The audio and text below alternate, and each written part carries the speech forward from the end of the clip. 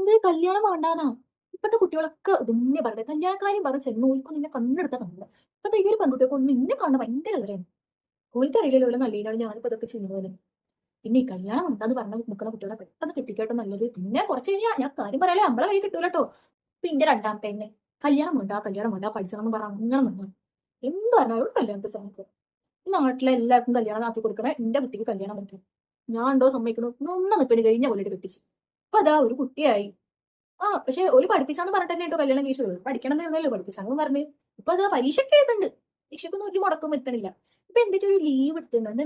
മെരേറ്റ് ആയനെ maternity ആ leave എടുത്തിട്ടാണ് 6 മാസത്തിന് വേണ്ടിയിട്ട്. പക്ഷെ പരീക്ഷ ഒക്കെ കൃത്യസമയത്ത് എഴുതുന്നുണ്ട്. എന്നാലും പഠിച്ചാലോ കുട്ടി ഉണ്ടെങ്കിൽ എന്താ പഠിച്ചുകൂടെ? കല്യാണം മുന്നേ എന്താ പഠിച്ചുകൂടെ? ഈ പഠിച്ചാന്നൊക്കെ പറയുന്നത് കല്യാണം കഴിഞ്ഞാൽ പഠിച്ചാൻ പറ്റിയതായിരുന്നു പറഞ്ഞു. ഇതൊക്കെ പഠിച്ചാൽ ഇപ്പൊ വെറുതെ എങ്ങനെ ഒന്നും പറഞ്ഞു. നമ്മ പിന്നെ ചെലവും കാര്യങ്ങളൊക്കെ ഓല് നോക്കുള്ളൂ. ഓർക്ക് ഇഷ്ടമുള്ള കോഴ്സൊക്കെ എടുത്ത് പഠിച്ചാലോ. ഇപ്പൊ എപ്പോഴും പഠിച്ചിട്ടുണ്ട്. നീ അടുത്ത കുട്ടിയോടെ വീണ്ടും പഠിച്ചാ. ഓ ശരി അപ്പൊ ഞാൻ പറഞ്ഞ കാര്യം മറക്കണ്ട. അധികം വെച്ചോണ്ടിരുന്ന് കഴിഞ്ഞാൽ കയ്യിൽ നിന്ന് പോകും.